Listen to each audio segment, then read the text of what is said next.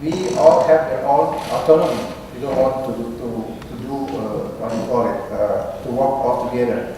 And then, just a year ago, we also developed a new body for transportation.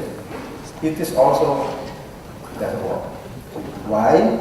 Because we are working in silos. Yeah, we have a national government, we have a provincial government, we have the municipalities. It's really difficult to talk each other. Especially in Jakarta. In Jakarta, we have the president. He stayed there.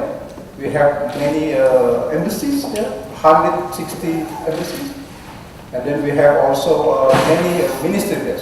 So many boss in Jakarta. It's difficult for us to kind of like to work with them. So I call it working in silos. And then what would be the solution? Our solution is to implementing what we call it a collaborative governance.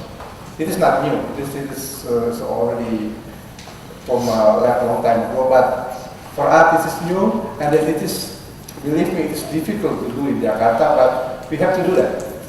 So what is governance? This is like a broader concept that when we're talking about development, we're talking about government, we're talking about non-government, we're talking about all of the stakeholders.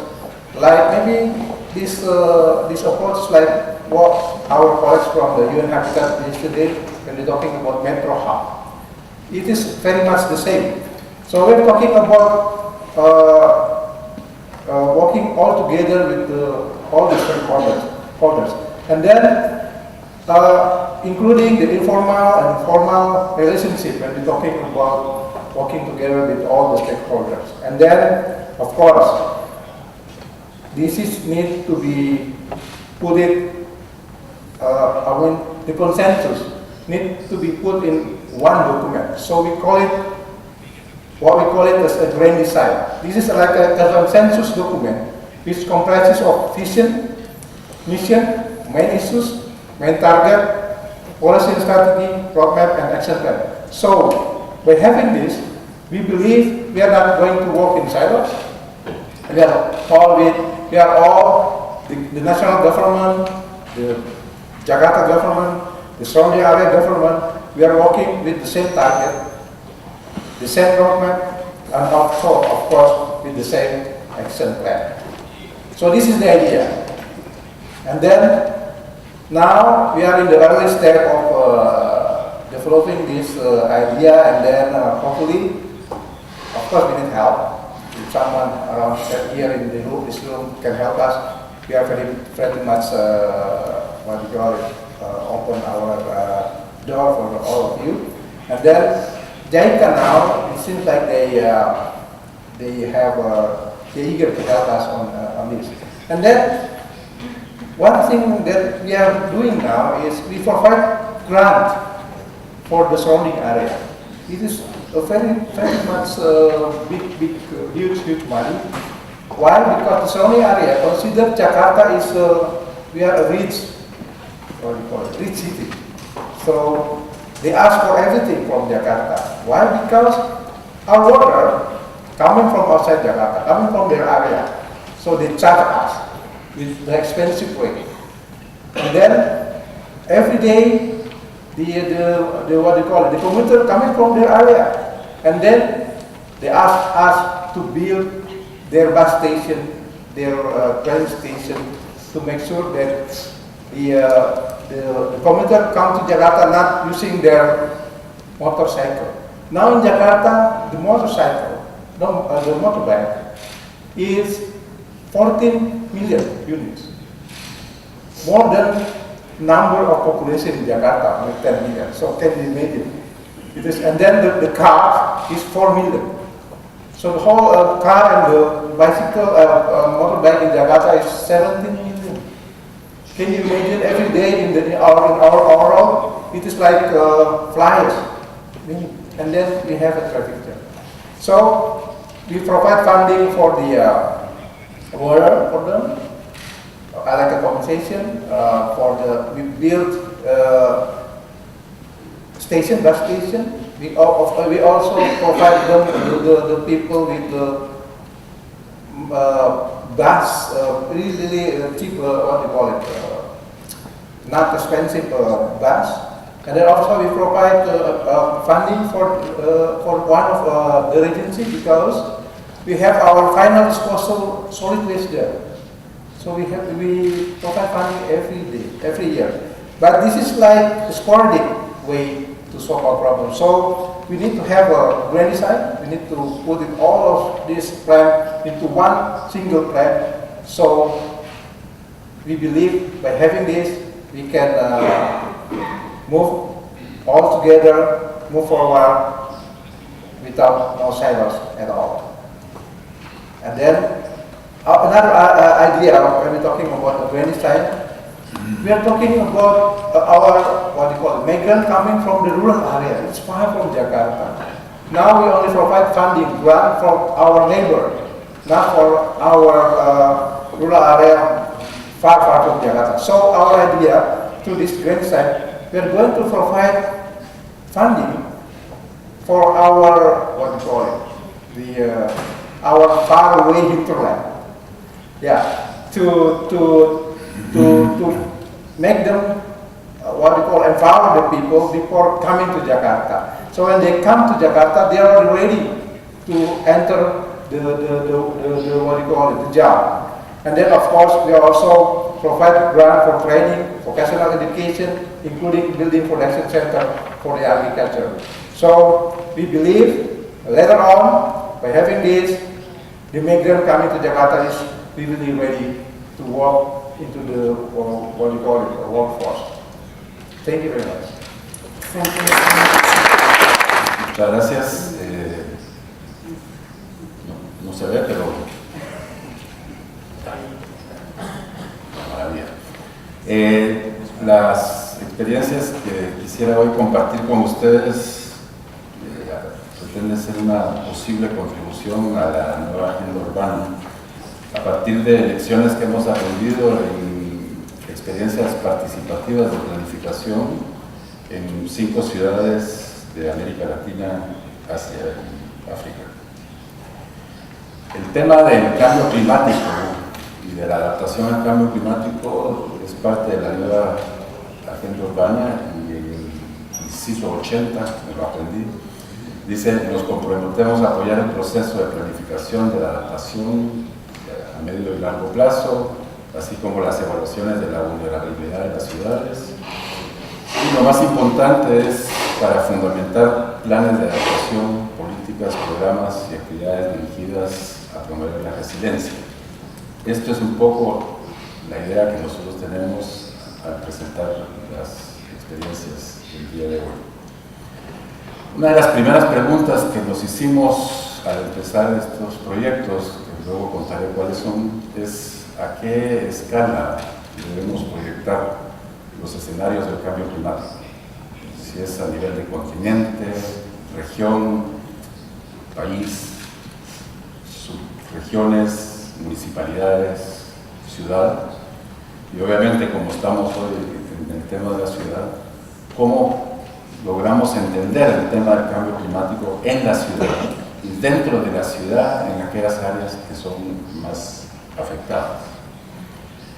Y la propuesta nuestra es una forma alternativa de entender cómo el clima severo y extremo impactan a los asentamientos humanos, sobre todo pobres, marginales, informales, que están situadas en ciudades de rápido crecimiento y con altos niveles de riesgo ambiental y social, y sobre todo entender qué están haciendo los hogares, los pequeños negocios y las comunidades para enfrentar estos impactos, y cómo pueden las instituciones locales apoyar estos procesos. Las ciudades en las cuales hicimos esto ha sido en 5 ciudades: Estelí en Nicaragua, Mombasa en Kenia, Cartagena, Colombia, Pondicherry en la India y en Tegucigalpa, Honduras. La primera localizada en un valle, las 3 siguientes en zonas costeras y Tegucigalpa en montañas, como para tener una variedad que nos permita identificar distintas tipologías de ciudades y también de asentamientos. Para esto, desde la Universidad de Manchester, tuvimos apoyo de la División Social del Banco Mundial para hacer los procesos en Estelí y en Mombasa, de la Fundación Ford de Nueva York, en Cartagena y en Pondicherry, y recientemente del Fondo Nórdico de Desarrollo, a través del PID, en Debat.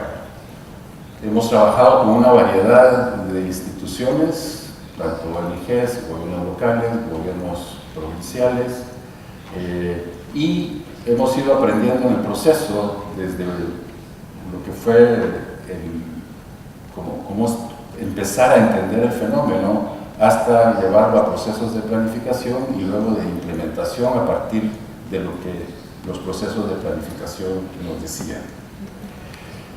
La racionalidad del marco operacional y conceptual que hemos desarrollado junto con Caroline Moser, que va a hablar después sobre temas no de cambio climático, pero sí de activos, es que queríamos entender qué es la información sobre el tema a nivel de comunidades y no de evaluaciones de vulnerabilidad a nivel de la ciudad.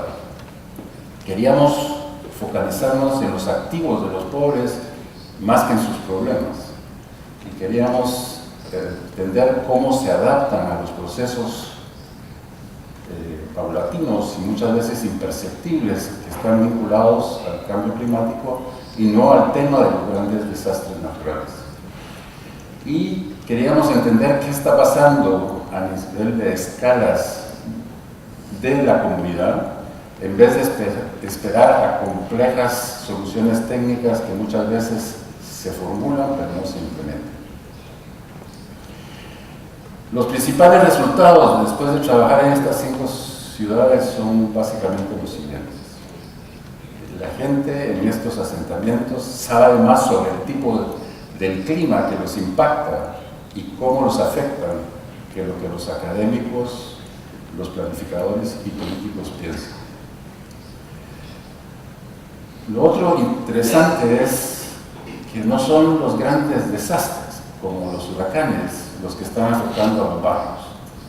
Son los incrementos en las ondas de calor, las sequías, las lluvias intensas pero de corta duración, el humo y polvo acarreado por fuertes vientos, los tipos de clima que la gente nos explicó erosionan sus activos en las comunidades, los hogares y los pequeños negocios.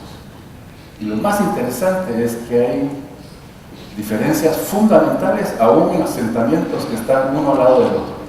En este caso particular, los ejemplos son en Tegucigalpa, 2 asentamientos localizados uno junto al otro, donde en uno el frío, el calor, la lluvia es diferente a lo que los pobladores piensan del otro asentamiento. Hay importantes diferencias críticas espaciales al interior y entre asentamientos que hay que tomar en cuenta si se quieren diseñar políticas y programas que tengan impactos a nivel local. Por ejemplo, después de mapear con las comunidades qué tipos de impactos produce el clima, nos damos cuenta que a nivel de los asentamientos, donde se inundan no es lo mismo que donde impacta el viento. La metodología que hemos utilizado, que es una metodología participativa con grupos focales y después de planificación entre gobiernos locales y las comunidades, también nos ha permitido entender las relaciones causales que se dan por falta de servicios públicos adecuados. En las estaciones de lluvia, el tema de las inundaciones tiene que ver más con la disposición de desechos sólidos que con la misma lluvia. O la falta de agua, muchas veces en épocas de lluvia, se debe a que la acumulación de basura impide que los tanques de agua en lugares donde no puede haber sistemas públicos de agua puedan entrar por los deslizamientos que ocurren. Y en las épocas de sequía, el riesgo de incendios se incrementa también, porque no hay disposición de basura, entonces la gente empieza a quemar la basura en los vecindarios y muchas veces el polvo con el humo, con los vientos, genera incendios en las viviendas precarias de estos lugares. Uno de los resultados más interesantes de los procesos estos de planificación es el tipo de soluciones que se pueden ir repensando con la gente a partir de lo que ellos mismos por sus propios medios están haciendo. Y la idea nuestra es desafiar un poco las generalizaciones y estandarizaciones que por lo general estrategias muy amplias quieren hacer a la hora de enfrentar la problemática en estos asentamientos. Por ejemplo, esto que es la práctica de la misma gente de construcción de sus pequeñas gradas que después lo van haciendo con sus propios esfuerzos.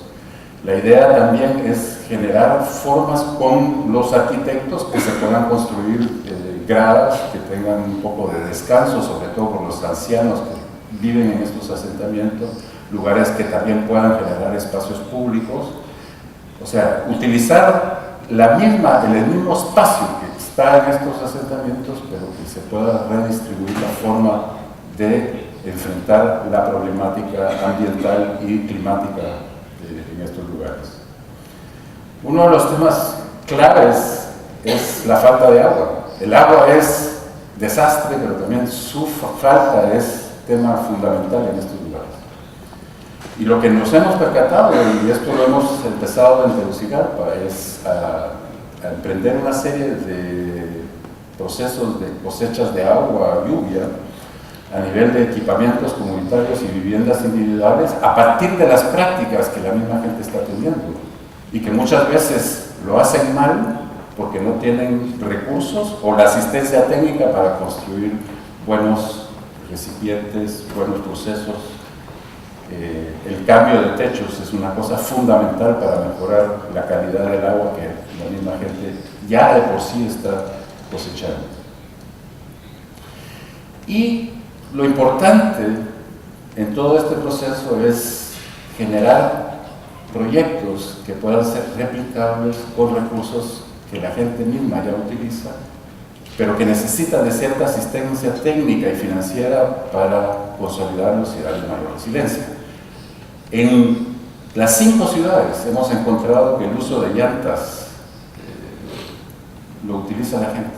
Entonces, en el caso de Tegucigalpa, lo que hicimos fue mejorar las malas prácticas de adaptación que la gente ya está haciendo a través de asistencia técnica y asistencia financiera que pueda ser replicada después por los mismos pobladores que vengan a conocer, con microfinancieras que puedan dar créditos y con la alcaldía que pueda proporcionar la asistencia técnica para este tipo de proyectos. Este es para mí un buen ejemplo de cómo las llantas se pueden volver a utilizar, volver a recomponer y terminen haciendo un muro de contención, de retención que es mucho más capaz de resistir en estos lados empinados las corrientes de agua que bajan. Quisiera con esto terminar algunas lecciones que hemos aprendido. Tenemos algunos folletos acá. Si a alguien le interesa conocer más la metodología que hemos ido aprendiendo nosotros también sobre este proceso, que creo que tiene que ver con el tema del vínculo entre lo local, y por lo local no estoy hablando de la ciudad con lo nacional, sino que de lo local comunitario a nivel de la ciudad y de la nación en su conjunto. Es evidente que la desigualdad en la dotación de servicios públicos e inversiones en infraestructura a nivel de la ciudad impide fortalecimiento de la resiliencia y exacerba los impactos del clima. Es las 5 ciudades en las que hemos estado, ¿sí? Son los lugares afluentes de la ciudad los que reciben las mayores inversiones. El tema de la tenencia de la tierra, del derecho a poseer, no solamente en términos de títulos, sino a tener el derecho a estar en la ciudad, es fundamental, pues muchas veces la gente que invierte muchos recursos en el incremento y el mejoramiento de sus viviendas, no lo hace porque percibe niveles de inseguridad para mejorar también las obras de infraestructura que ellos están haciendo. En Tegucigalpa, la gente gasta mensualmente $75 mensuales en la provisión de agua. O sea, gastan más que la gente rica de Tegucigalpa por el pago de los servicios de agua. Y una cosa muy interesante, que la mayoría de las políticas urbanas de adaptación que existen hoy en día se basan en la gestión del riesgo de desastres. Se sigue viendo el tema del cambio climático como un tema de desastres y no en procesos lentos de adaptación. Entonces, como no son desastres, no llaman la atención. Y al no llamar la atención, pasan desapercibidos de los hacedores de política. Y lo que nosotros hemos detectado en estos lugares es que el tema no es desastre, sino que son pequeños desastres que están sucediendo en cámara lenta. Y eso es importante tener en cuenta. Lo otro es que como académicos, planificadores y decisores de políticas, nos cuesta entender los procesos incrementales de adaptación que la misma gente está haciendo. O sea, nosotros hemos visto cómo gente de universidades, como planificadores, son incapaces de ver lo que la misma gente ya está haciendo y lo que ven son problemas y no soluciones que la misma gente ya está realizando. Y por último, que es creo que una cosa fundamental, es que faltan mecanismos operacionales y sobre todo espacios de negociación para que los gobiernos locales planifiquen con las comunidades estos procesos de adaptación a nivel de barrio y lo complementen con la planificación estratégica de largo plazo, que ayer se ha hablado, el colega de Indonesia en este momento mencionaba. Si no logramos unir estas dos cosas, las soluciones que se están proponiendo en términos de la nueva agenda urbana tardarán muchos años en llegar a los lugares que más necesitan. Muchas gracias. La tercera presentación de este bloque es a cargo de la señora Juliette Michaleson. Juliette es la Executive Vice President at Regional Plan Association de la New York Tri-State Àrea. Actualmente, as Executive Vice President, she also oversees RPS operations, including strategic direction, external communications, development, and finance. She is also the author of 2 landmark reports that quantified how much transit service improved home values near train stations. Okay, Juliette, the floor is yours. Thank you. Thank you. Thank you, everyone. It is such a pleasure to be here. I was in Quito last year, and it's nice to follow up and see just how many people around the world are really committed to the goals articulated before and during the conference. So, glad to be here. So the Regional Plan Association represents the New York region, which is to say New York City and the suburbs around it. So one important thing is that we are a civic organization. We are not government. Today our host is AMB. We're a metropolitan area government.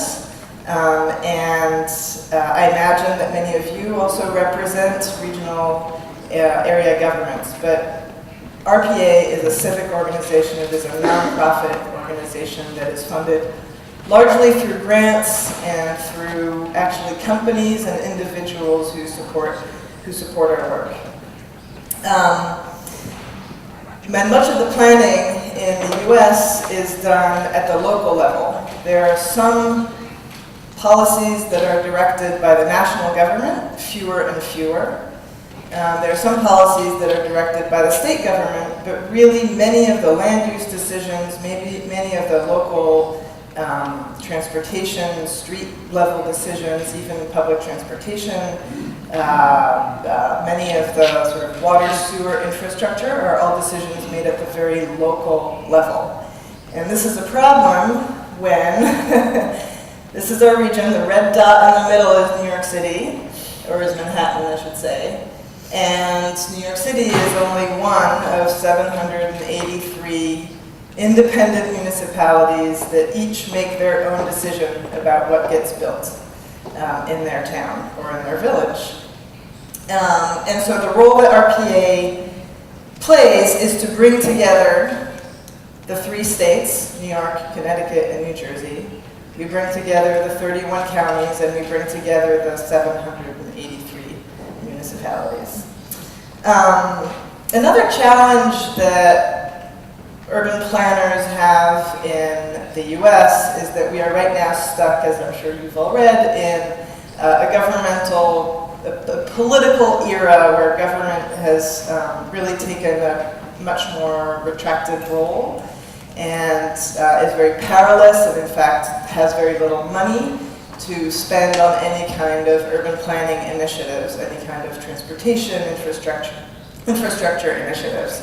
Politicians are very focused on the short term, of things that they can accomplish within their term of office. And so another role that RPA plays is to provide the long-term view. So we like to say that we think beyond election cycles and beyond political jurisdictional boundaries. So we provide specific, informed guidance at a time that government is not providing it. And the way that we do it is by writing once a generation regional plans. Nobody asks us to write these, we just do it.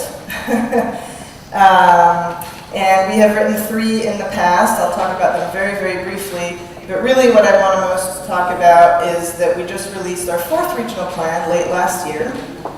Unlike the others, this is a website. So I have a printed executive summary that I have a few of, and I'm happy to distribute them, but for the most part, this is an online experience, because that is how information is exchanged these days.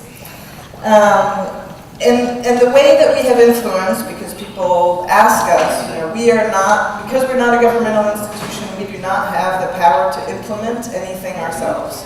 All we can do is provide good research, new ideas, and argue for them. So each of these plans is not something that any one governmental institution can adopt wholesale. It is made up of dozens of individual recommendations that individual levels of governments can adopt or can work toward.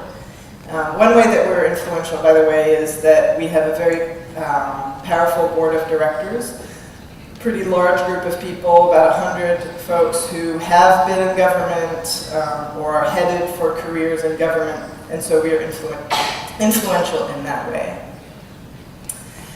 So very, very briefly, I just want to give you a sense of scale for what these regional plans have accomplished. So for those of you who know a little bit about the history of New York City, the 1910s, 1920s were the period of massive immigration, difficult, very, very crowded living conditions in Manhattan, threat to public health, and so on. And so the first regional plan was about creating railroads and highways and green infrastructure to decongest Manhattan and get people moving out of the city.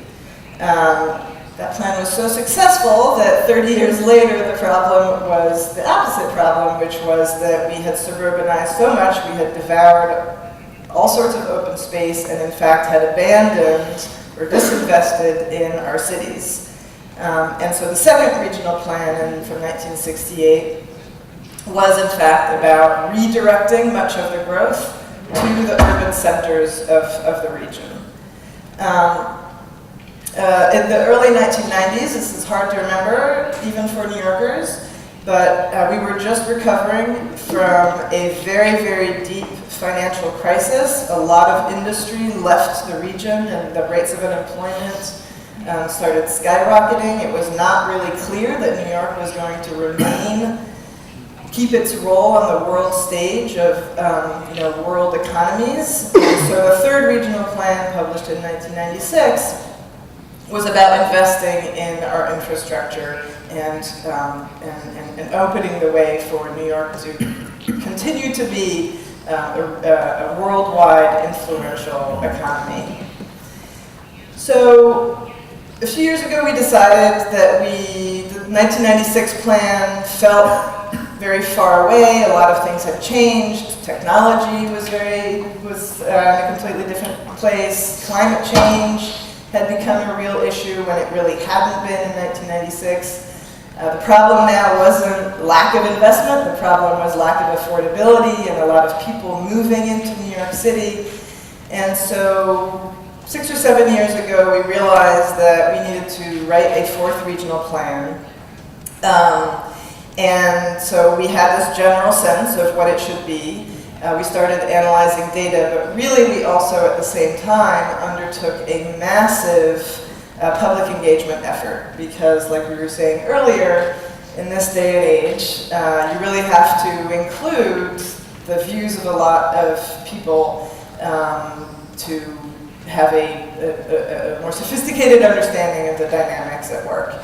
One of the really innovative things that I'm very proud of is that we engaged local community-based organizations in this effort. So we're a regional planning organization. We try to be in touch at the very, very local level, but it's hard and it's particularly difficult to reach people who are of low income or people who are immigrants or who work 3 jobs or who generally are not active in civic life because they don't have the means or they don't have the time or they don't feel welcome to do that. And so we we worked very, very closely over the course of 3 years with community-based organizations that they had a network. They were already organizing community meetings, and so we jumped onto their processes and talked to them and learned from them about what were the issues happening at the local level that were relevant to regional planning. And that was just a really fascinating process. So the diagnosis was that in this decade, the economy is flourishing. If you go to Manhattan, Fifth Avenue, everything looks fabulous. But if you just look under the hood a little bit, you'll find that wealth is extremely unevenly distributed, that in fact, for the bottom 3/5 of the population have seen their incomes stagnate in the last 15 years, that poverty is actually increasing, more people live in poverty than a generation ago.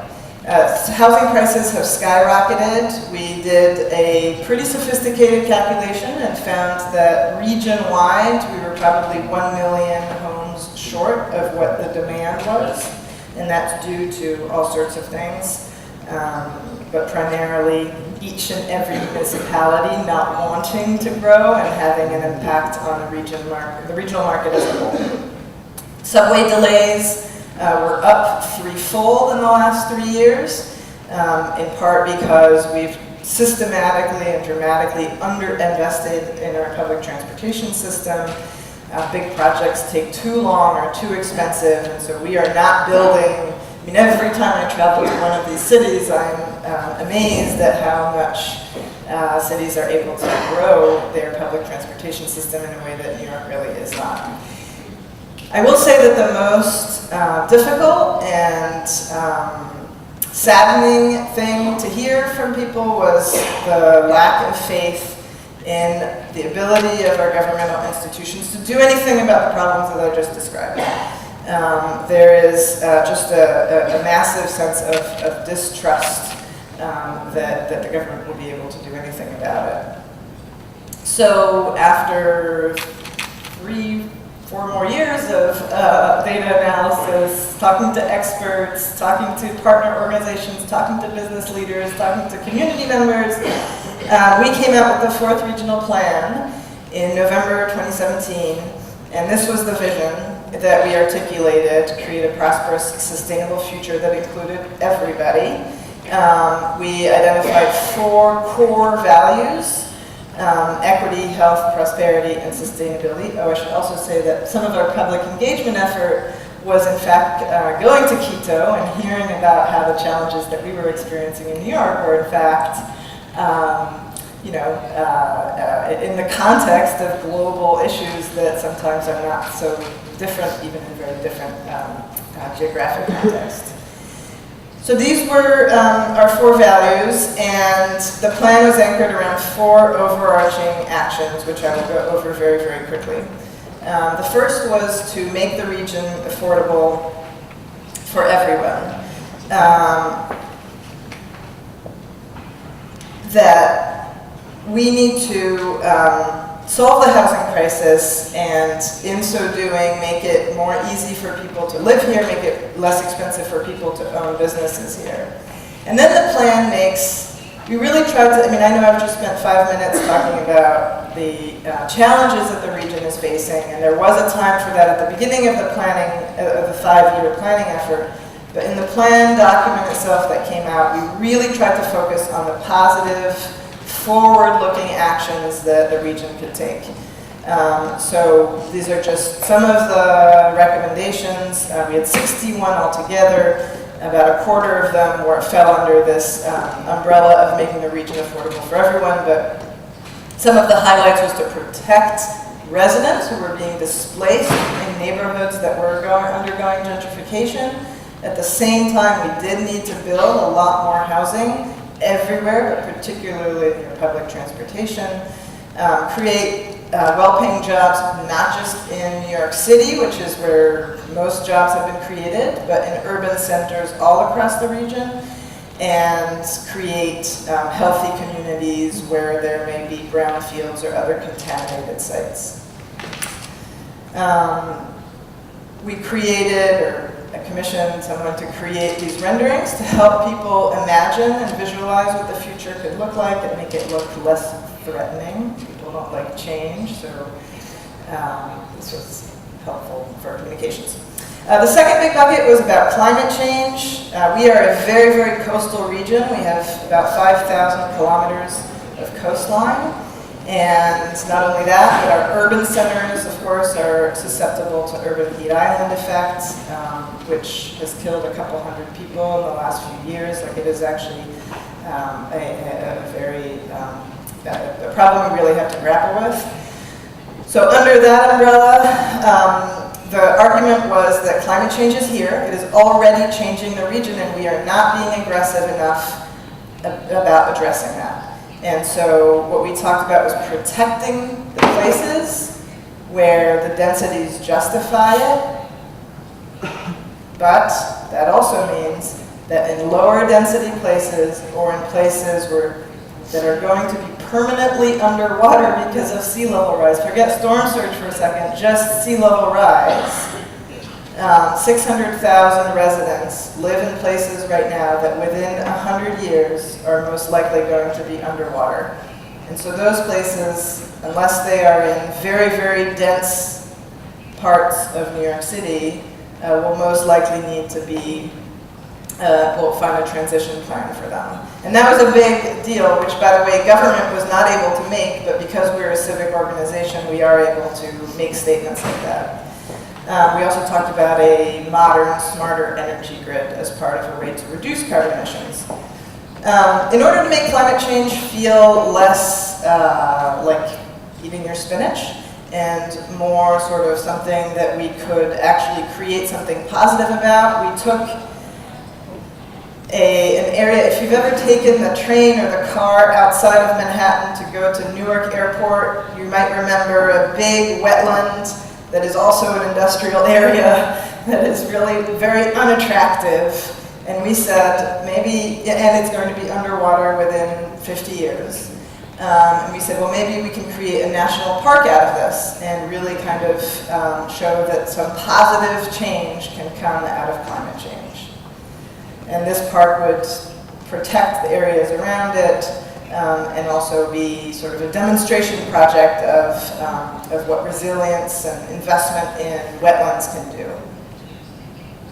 The third bucket was about creating a dynamic, customer-oriented transportation system.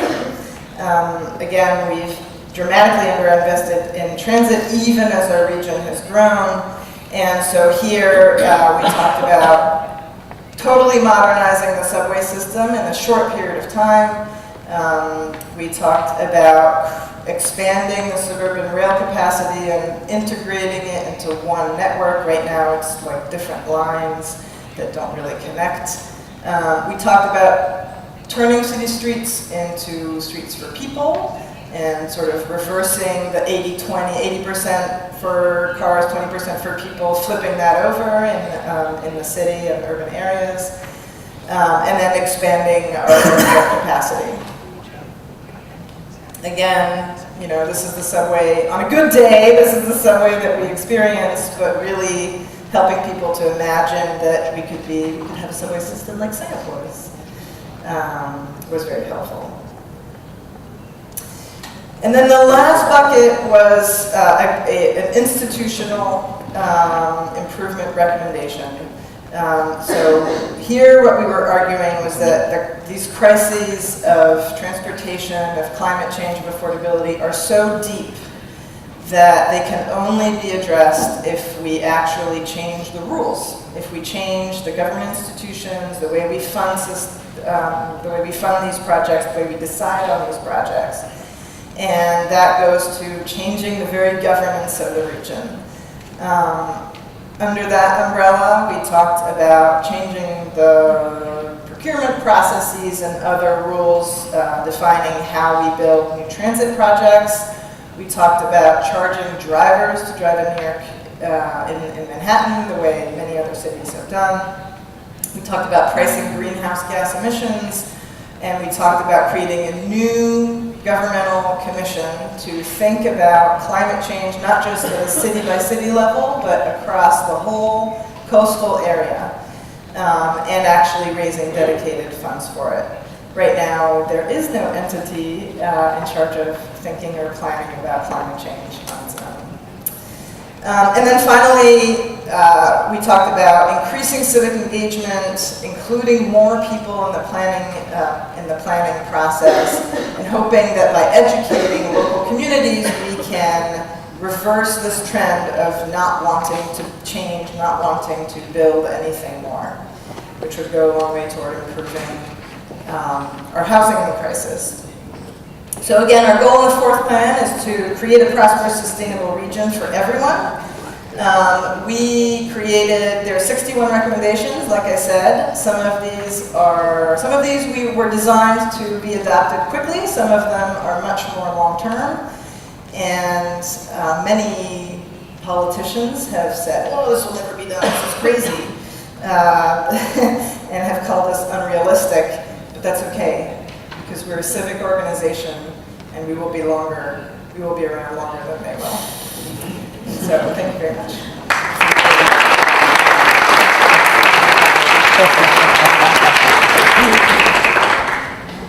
Tenemos tiempo para unas breves preguntas o aportaciones. Hemos empezado 10 minutos tarde, o sea que si les parece podríamos recoger pues, algunas aportaciones hasta las 10:10, 10:15. Si hay alguna pregunta de la audiencia, reflexión.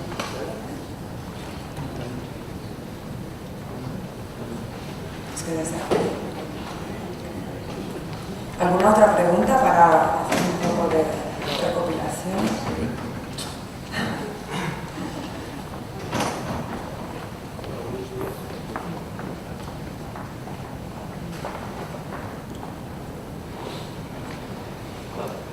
No sé, ahora sí. Sería una pregunta para el compañero representante de Jakarta. ¿Me podría identificarse? Sí, me llamo Eugeni, soy del Observatorio de la Asociación de Gobiernos Metropolitanos de Metrópolis, que tiene sede aquí en Barcelona. Sería una pregunta para el representante de Jakarta sobre esta construcción de esta gobernanza compartida.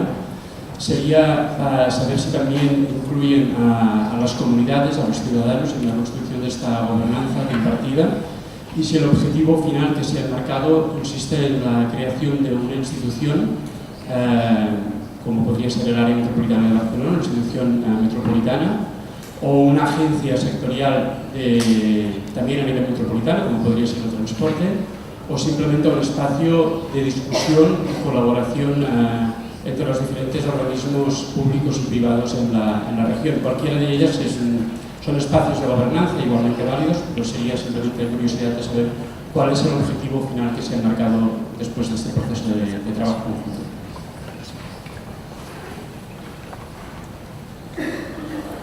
Okay. Thank you very much for the questions. I mean, when talking about the UN design, we are developing what we call it the consensus document. So we don't know yet. I mean, are we going to establish a new body, or are we going to establish new agency? But when we're talking about UN design, we are talking about we are informing all the stakeholders in the process, including the community. Of course, not all the people come to the meeting, but the association, they have the community association. They have many what do you call it, a group of community. So we invite all of them. Actually, we already developed 5 green designs, but this is only for Jakarta city. Now we are going to develop for the whole metropolitan. We don't have the experience on that, but in Jakarta, we kind of have a good experience that this is really good. After we have a green design, everything's much more easier to do, because this is like the ownership is great, and then everyone would like to get involved in the implementation. So, but in the process of developing this green design, we kind of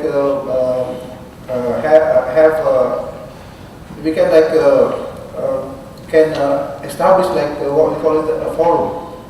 This is like a forum for all the stakeholders to talk about the problem in the metropolitan. We now have this kind of forum.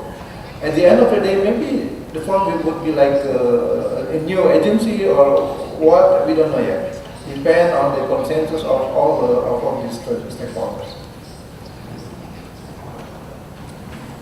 Yes, hello, Daniel Pro from Montreal. It's a question for Juliette, but it could be for the other speakers as well.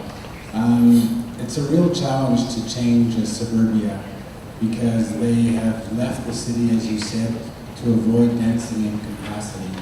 And of course, to get them to work in New York, you have to have the high enough population density in order to justify the light rapid transit coming back to the city.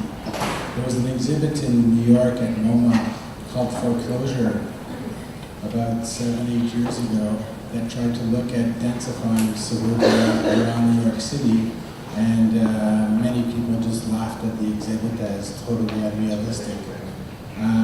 Interesting that even though there was as high as 8 or 9% foreclosure around New Jersey, there was no real change in the attitude of suburbia to looking at the sufficient density to have both a 5-minute walk lifestyle within their own neighborhood and the density necessary to support the public transit to the urban core of New York City.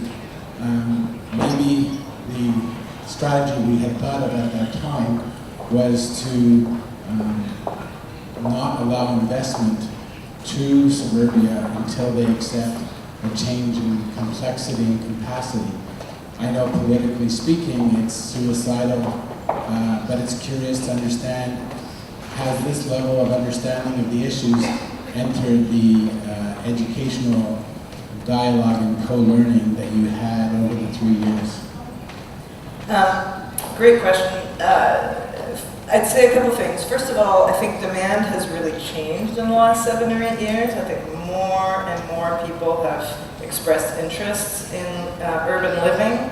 And in fact, because New York City is now so expensive, there's been a lot of overflow.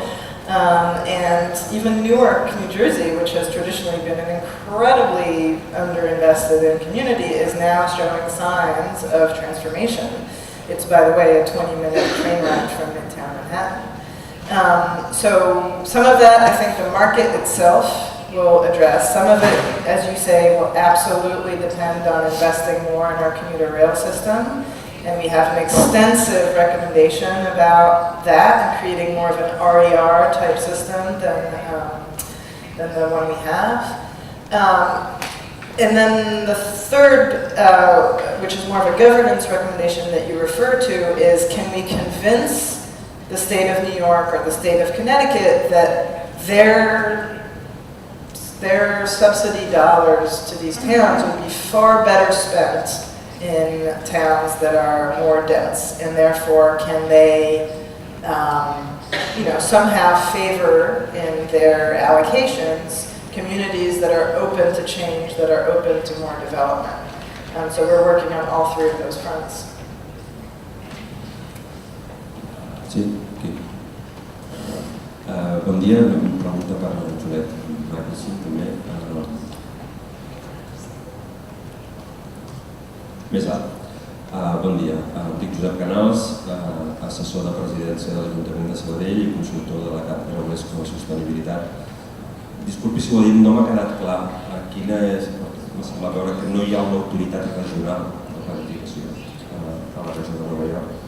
No m'ha quedat clar quina és l'institució que impulsa o que genera aquesta governança que coordina aquests treballs del Pla Regional. I en el cas, una pregunta derivada d'això és quin tipus de vinculació té d'obligat compliment aquest planejament regional sobre el planejament dels municipis, que m'imagino, suposo que deu ser el que és realment, són sobirans cada un dels municipis respecte a la seva pròpia planificació urbanística. Per tant, quin és el vincle que es pot establir, quin tipus de...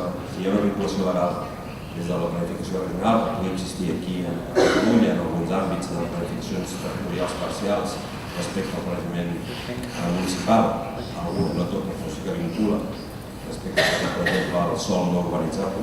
Voldria saber això. Quina és la governança i quin tipus d'aplicabilitat a la fi pot tenir aquest planejament regional? Gràcies. Yeah, ours is a very unusual, setup. Because the answer to all those questions is no. We are not government. There is no regional government.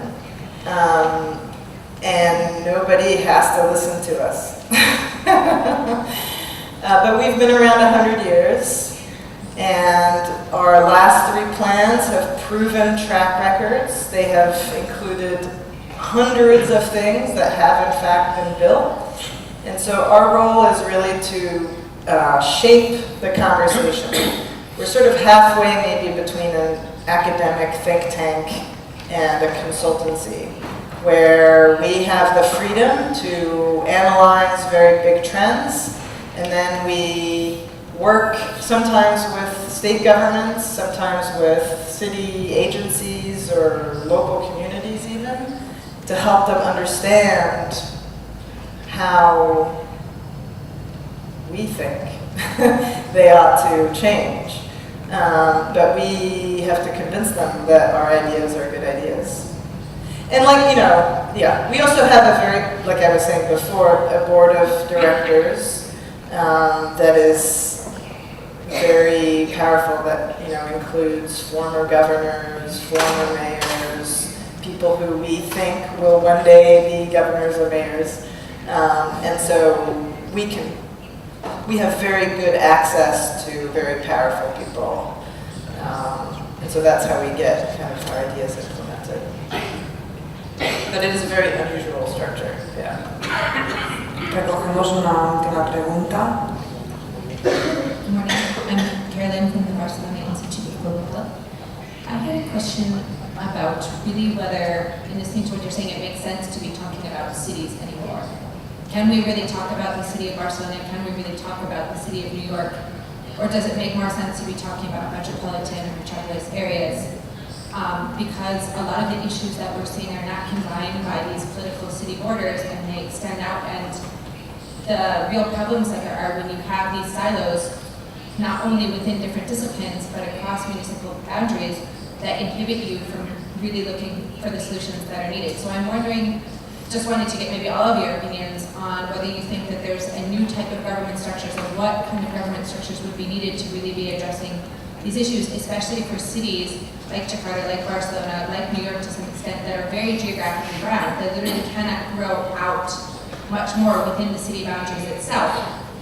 They can only grow in the extending municipalities or in other areas. And then related to a second question is, within this whole dialogue, is there any talk about decentralization of cities as a strategy? For instance, if you take the case of London, the extreme concentration of London as a city to the neglect of other cities.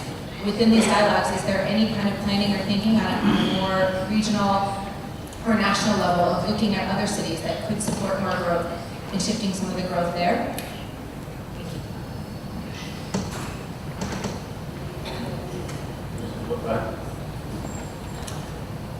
Well,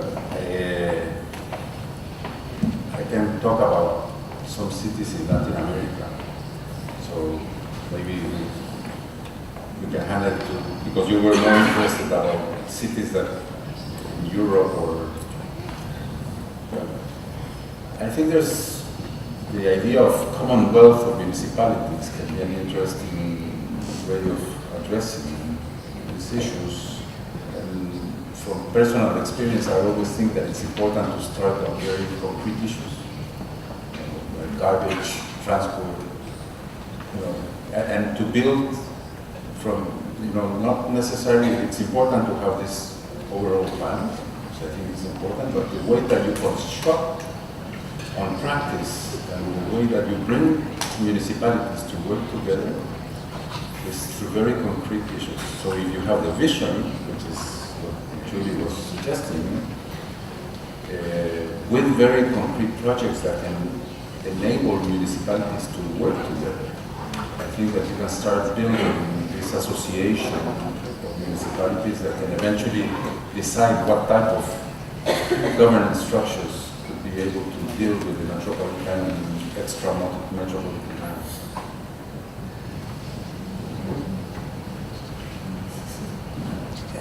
Solo para también responder como has citado a Barcelona, sí que en el caso del área metropolitana existe una planificación, podríamos decir, descentralizada, que supere los límites de la ciudad de Barcelona. Incluso cuando Alfredo hablaba de Tegucigalpa, ¿no? el análisis que han hecho ellos a niveles de comunidades y con situaciones muy distintas, existe ahora un análisis en Barcelona de la diferencia de capacidad adaptativa de los barrios, y vemos que hay diferencias muy importantes dentro de la ciudad. A nivel de área metropolitana, seguramente cuando extendamos este estudio será lo mismo, ¿no? Sucederá lo mismo. Y existe, en nuestro caso, como sí que existe un organismo de gobernanza metropolitano, sí que es posible actuar con políticas de redistribución o aspectos, por ejemplo, como, no lo citaremos porque ya vamos muy justos de tiempo, pero aspectos de transición energética, que son muy importantes en estas estrategias que se han hablado antes, tienen sentido sobre todo si se abordan desde esta perspectiva que supera estos límites administrativos.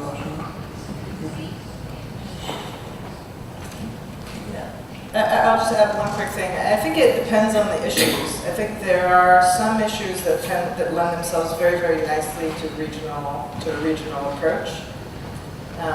But at least in the U.S., and I'm curious to know if this is the case elsewhere, when you ask people do you trust your mayor? Do you trust your governor? Do you trust your president? People always have stronger positive feelings for their local government than for higher levels of government. There's just more of a level of mistrust. And so I think the areas, the policy areas that can be addressed locally probably should. But then there are other things like major transportation investments or other infrastructure that ought to be created at the regional scale. And then it's just a question of like, is it worth going through the trouble of creating a new regional governmental institution? Because that in itself can be a massive undertaking. And you know, maybe it's worth the time and effort, or maybe it's not, and you figure out how to make do without it. Actually, the problem with the Metropolitan is that we don't have any trust. I mean, from one single municipality to another, we don't trust each other. So, how to get trust from all of us? By having or by pick 1, 2, or 3 common issues.